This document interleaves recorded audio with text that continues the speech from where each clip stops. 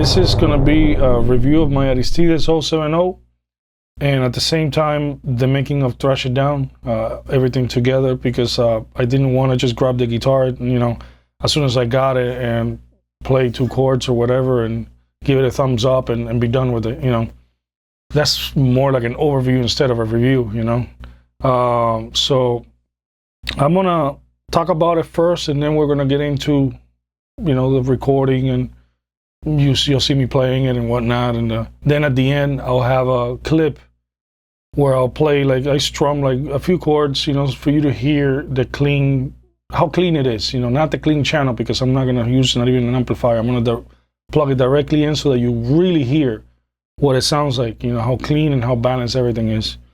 So I'm going to start from the beginning, It all started just, me sending emails back and forth, asking questions, whatnot. They were the most humble people, the best, And once I set the whole thing in motion, it took 6 months for me to get it. It's inevitable because it's the materials in this guitar. They have to cure. They have to be, they have to be hardened. Because Arium is more like a paste at the beginning, and then inside, when they inject it, it has to, be cooked and whatnot, So you can't hurry this process. It's going to take 6 months. My carvings, they take they took 4 months or so. So it's very different because, wooden guitars, the wood, nature takes care of it. And all you have to do is cut it and, and make the guitar, glue it and whatnot.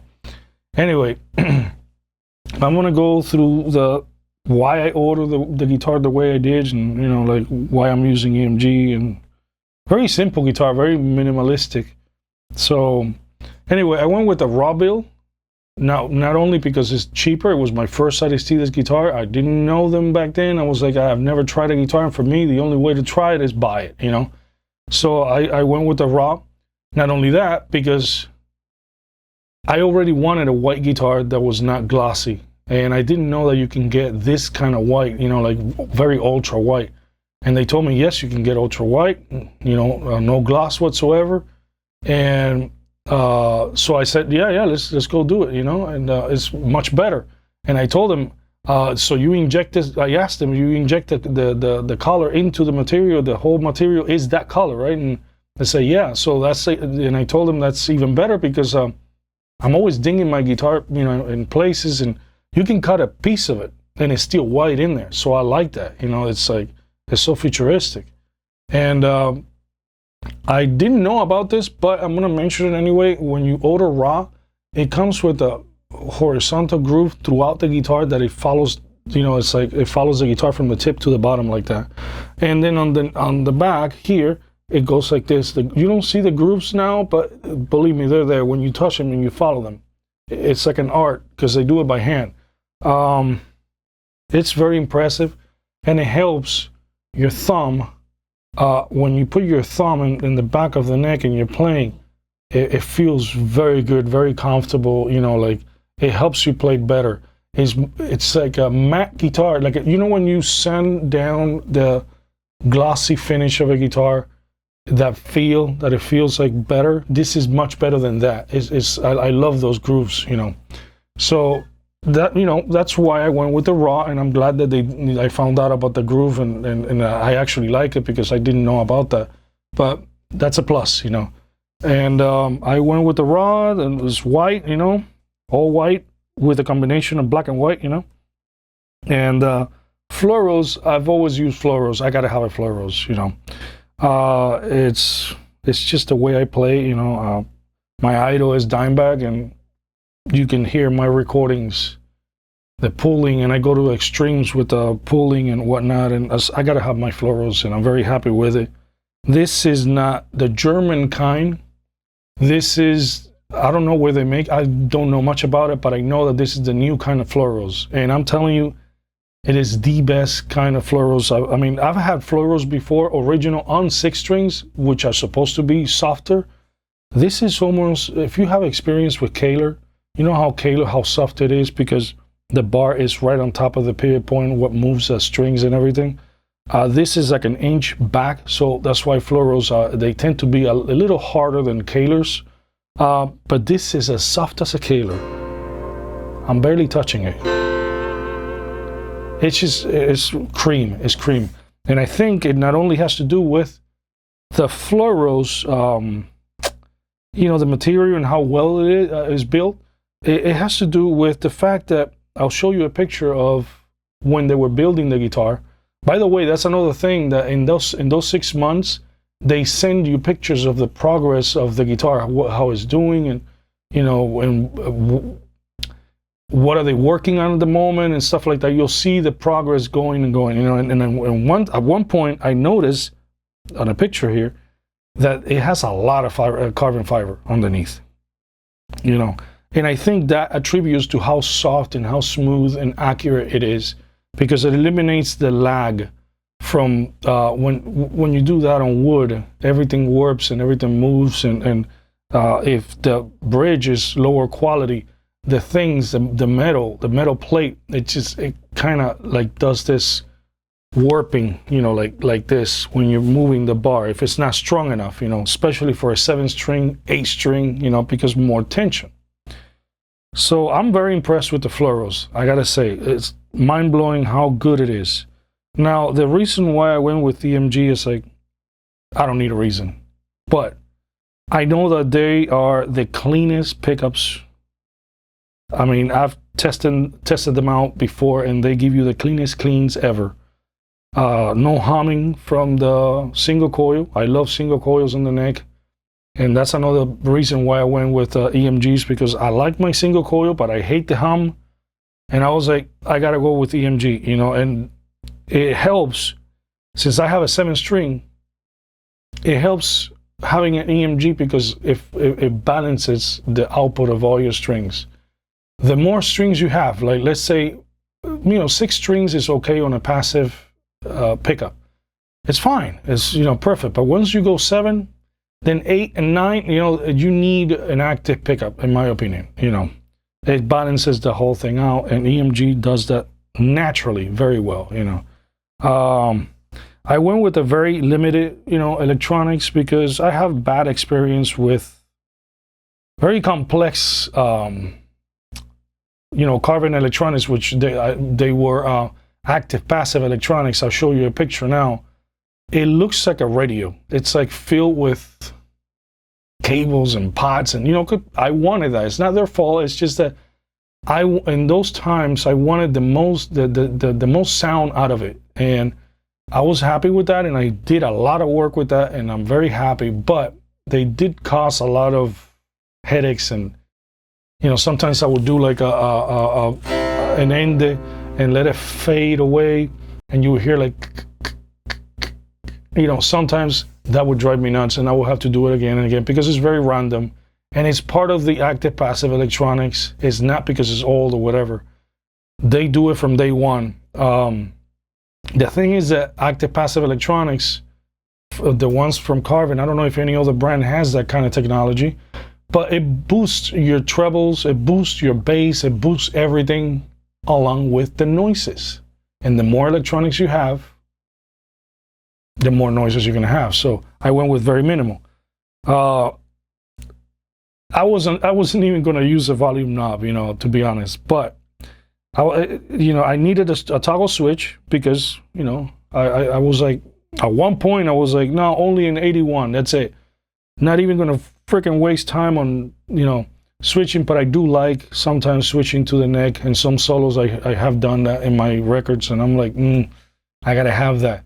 And so I went with that. I'm forced to use a toggle, of course, and then I was like, a volume. I was so traumatized with the whole ordeal on Carbon, the noises, that I just wanted to eliminate as much as possible. But I do love the volume knob, and I say volume knob because that's how you know it, but it's not to me. To me, it's a tone knob. I get tones out of it.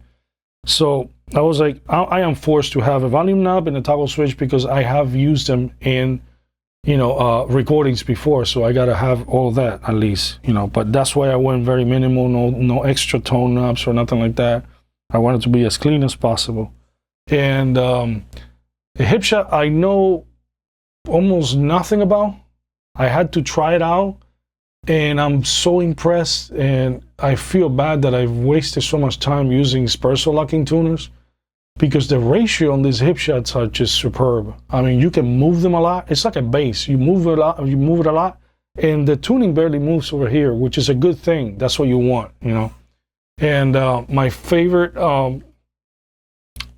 feature about this guitar is that the locking knob clamp, it's held from the back of the neck like that, like you know, like the Steve I 7-string guitar.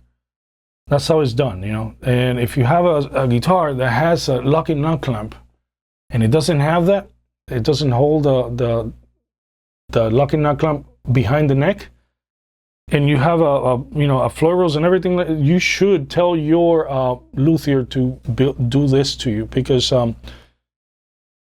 when you use the bar, you know, many years up and down and stretching it like I do, it's inevitable that this locking knob clamp is gonna go like this. I don't know if you're seeing it. You're seeing it, right?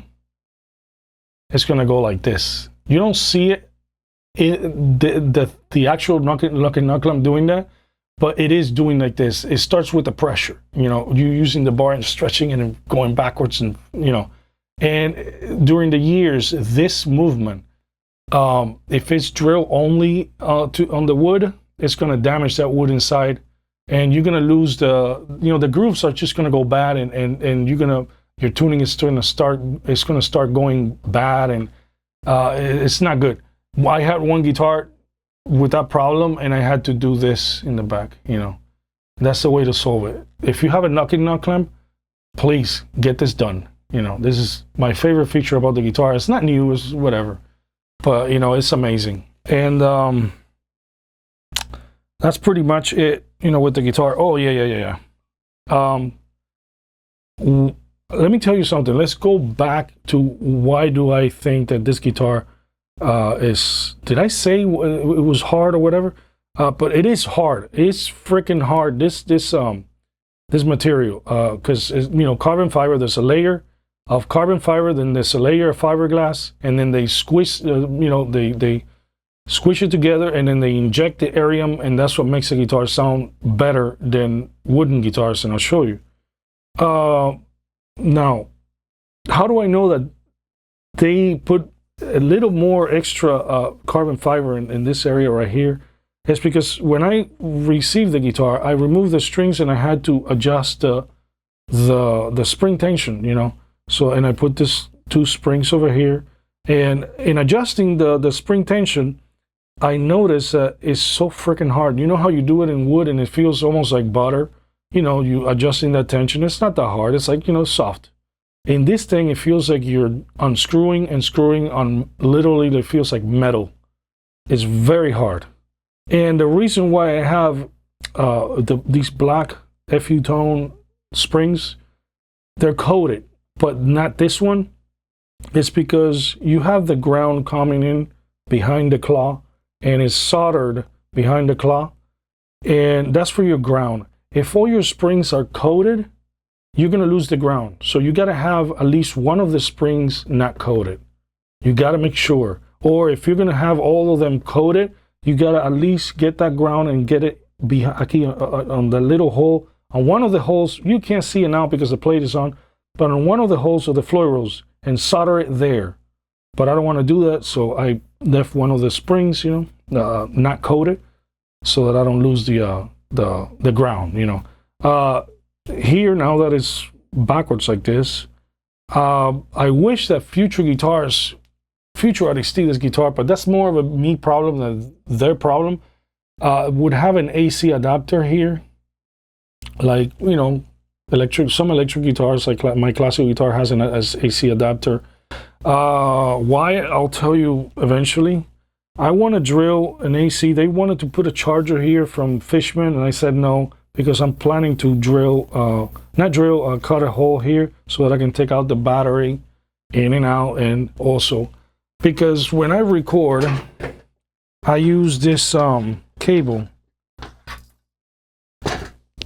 that it goes plugged into the battery like an AC adapter, and my tone is consistent, my volume is consistent, everything is, you know, because batteries get wasted the more you use them and the more takes and the more freaking, so tone changes with all that, and this eliminates that problem. You know, it's just a peace of mind. You know, I feel better just putting it in there and recording as much as I can and not worrying about batteries, which is what I do with my classical guitar. You can see that it has the battery there, but I don't use that when I'm recording. That's for playing live and whatnot, you know. When I'm recording, what I use is this, the AC adapter. That's what I wish Aristides guitar had. But like I said, that's not a, you know, that's a me problem, not their problem. Whatever.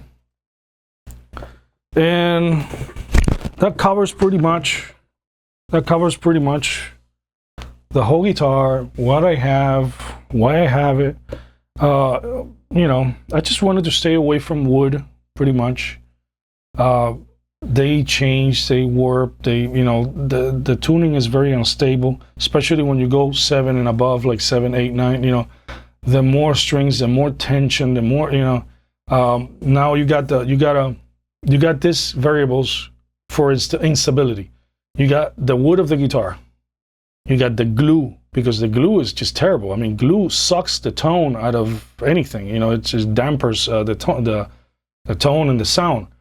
Now, you got to worry about the strings, because the strings are going to stretch out. They're going to lose, you know, strength and whatnot. Same as the springs in the back. So that's a lot of variables. With this guitar, made out of carbon fiber, then fiberglass, and then, you know, like sandwiched together with the Aristides inside, it's so much superior. It doesn't weigh less than a wooden guitar. It actually weighs the same as my carbon DC 727. It weighs 8.2 pounds, exactly the same. You know, and it's stronger. I've already, you know, tested it out, screwing, and I know carbon fiber. I've had a Z28 before, and I put, you know, the entire front of my car was carbon fiber, and I know it's like strong as steel. They make cars out of carbon fiber and fiberglass. They don't make cars out of wood for a reason, you know. So they're stronger. They are more ergonomic than any guitar I've tested out. You know, look at the cutaway of this thing, and they can cut as much and not worry too much. And my neck is very thin. Because this carbon fiber, they don't have to worry about, you know, like the wood warping or whatever. Because in mine, I would tell them, on the carbon, I would tell them, don't shave off too much wood, because it's, you know, I want my guitar to be stable. And in this one, you don't have to worry about it. Not only is stronger, it also sounds better. You know, like when you go like this, look at how bright it is. All right, for a second, let me not pull any cables here. Look at the carbon. It's all the body, maple neck, ebony fretboard. See how the brightness is lost? It lost the brightness because the wood is sucking that brightness. The wood, the glue, you know, everything you put on it, it changes the tone. But that's a misconception, you know, that people think that wood is going to add to your tone. It doesn't add, it dampers whatever frequency depending on the wood. And also the glue dampers the sound of your strings and your florals or whatever. So that's why it sounds like this. All right, and I'm hitting it as hard as I can. Then when you go to this one,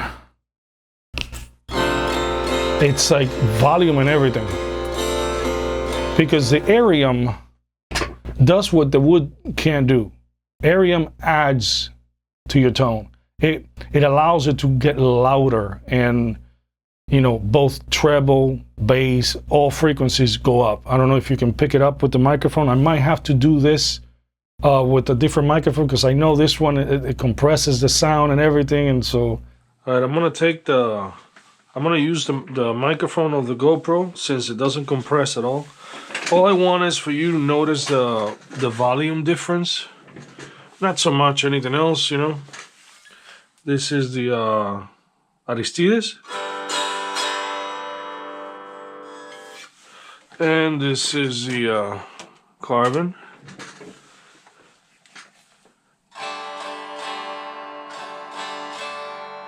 It's just everything is dampered, you know. Not only the presence and the mids, the volume itself, because you know presence and mids is part of the volume.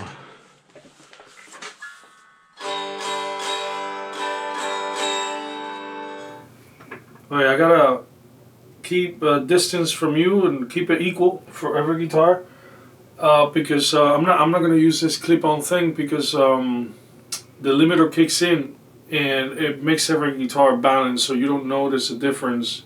So you have to.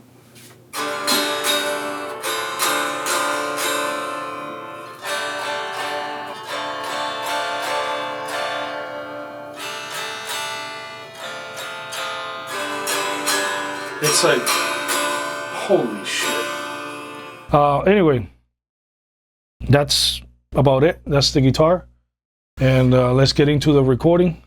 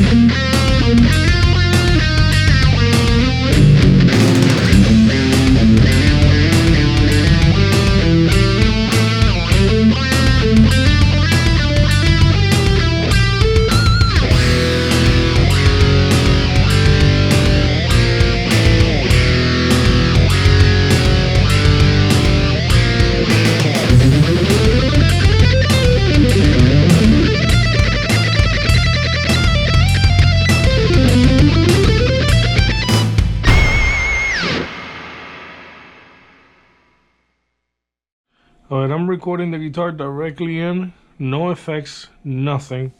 And I'm using the AC adapter like I like using it when I record. I don't use any battery. So let's start recording. This is the bridge position.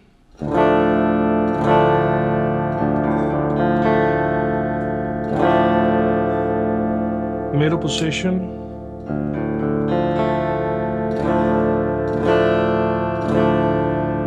Neck position.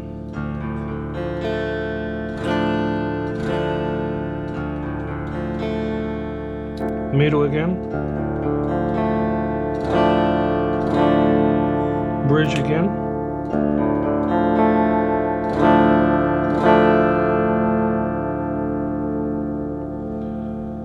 And that's pretty much it, you know. Alright, just finished the solo and very happy with it. The guitar performed amazing. I only had to tune it maybe 2 or 3 times. I was just impressed because the other guitars that I've had, the Jacksons, the Ibanez, all of them, including all of them, every time I would do a solo, I would have to stop, tune it before I move on to the next solo, or at least check because they would go out. This one, I'm impressed that sometimes I would stop to check the tuning. By the way, if you hear noises, you know, microwaves going off, is everybody's at home, my daughter, you know, my wife, so they're cooking and whatnot. Anyway, I was impressed that when I stopped to check the tuning, the guitar was tuned. I was like, holy shit, you know. So that's a shock for me, because Floros guitars with tremolo overall, that's how they behave, you know. They go out of tune. But this one is yeah, man, it's in a whole new level, you know. So I'm impressed with that. Now what slowed me down was I only have one GoPro and one battery, so the battery's about to go out right now, so I have to like stop, recharge the battery. You know, it slows me down, and I wanted an interesting video. I wanted a video with multiple angles, and you know, I don't want to have a boring video with one angle only. So it was a mess, man. When I passed all my files in here, I was like, yeah, I'll put, I know which are the final takes. I'll make sure everything is like organized and all that. No, it's like one camera, all those angles, and it was really hard to find the actual take that because what you hear is the final take. What you hear, all of it, is the final take, final solo mix, except the rhythm guitar. I don't have any rhythm guitars there because I wanted you to hear the solo as raw as possible, so that you can hear every picking, every effect turned on, as honest as possible. But anyway, it was really hard to find the footage that match, you know, that I know is the one that I use for the recording, because once I put them all in the folder, it was just a mess, man. It was like so many videos, so many angles. I tried my best, you know. They're all great. Either way, that's the fingering, you know, and what you hear is the final take. And I'm just happy. I'm happy with the whole thing, with the performance of the guitar and all that. I am buying a new one. Don't know. I think it's going to be a fixed bridge. I might get an A string. I don't want to go through the same process of shifting my mind to the new A string, you know, because when I went from 6 years ago, when I went from 6 to 7, your mind has to shift with the whole thing, because some people, when they shift from 6 strings to 7 strings, they still play the 7 strings like the 6th string, but the 7th string they only use it for rhythm, but they don't include the 7th string for the solos. I use all the strings, so for me the 7th string feels like the most complete guitar ever. 6 strings feels incomplete, to be honest. It feels incomplete. It feels like it needs more. Once you start doing those long scale passages, you know, like that, and you do them on a 7th string, once you get used to the 7th string and you try a 6th string, it feels like you grab the what is that guitar, what, ukulele or something, yeah, the Hawaiian, you know. It feels like an old lute or something, like a 6-string, like it's missing strings. You know, that's what I'm trying to say. Is like, so I don't want to go through that shift again, going from a 7 to an 8 or a 9. But I don't know. I don't know what I'm gonna do. Most likely, I'll get a 7-string with a fixed bridge because I do like the fixed bridge. What I like the most about it is that you can, you know, switch any tuning on the go. You know, like, okay, let's go Pantera right now. Boom, boom, tune it to Pantera. That's it. Florals, I'm fixed with, you know, my drop D, and that's it. The whole thing is, I don't do like drop D with the, you know, everything is drop one step down. Everything is concert tuning, but drop to D. So once I do that, that's it. It's stuck there, you know. And I want a guitar that I'm able to switch to Pantera. Then I'm gonna play in Anthrax because I want to do some covers now that I'm moving to Rumble and I have more freedom. That YouTube is just a fucking mess with the copyright and all that. Even though you do the whole song like from scratch, not the composition. You're playing a song from Pantera, but you do the whole drums, the guitars, everything. You should be able to, you know, not get copyright or something, man. You know, you're playing it, everything. You're playing it. You're giving your version of that song. You know, you don't have that freedom on YouTube, so fuck YouTube. You know, and since I'm moving to Rumble now, and you have the freedom of play covers and whatnot, I'm gonna start doing that. And I need a guitar that I can go, okay, Pantera now. Okay, now Sepultura. You see what I'm saying? Overkill. And I gotta change, so I might do that. But I think I'm sticking to 7. I was thinking of going 8 with the fan, you know, frets. But I don't want to. I don't know. My mind is conditioned for 7 now for many years, and I'm very happy. I feel like it's the most complete guitar ever, and I don't want to mess with that. You know, that your mind gets into that shifty mode, and I hate that shit. But anyway. Very happy with the solo, the guitar, and I'm happy with the video. You know, I like I said, I tried to give you as many angles as possible. That's why I love GoPro. You can clip it on the headstock on the fucking side, and since the guitar is like made out of carbon fiber and fiberglass is so strong, it's like doesn't do nothing to it.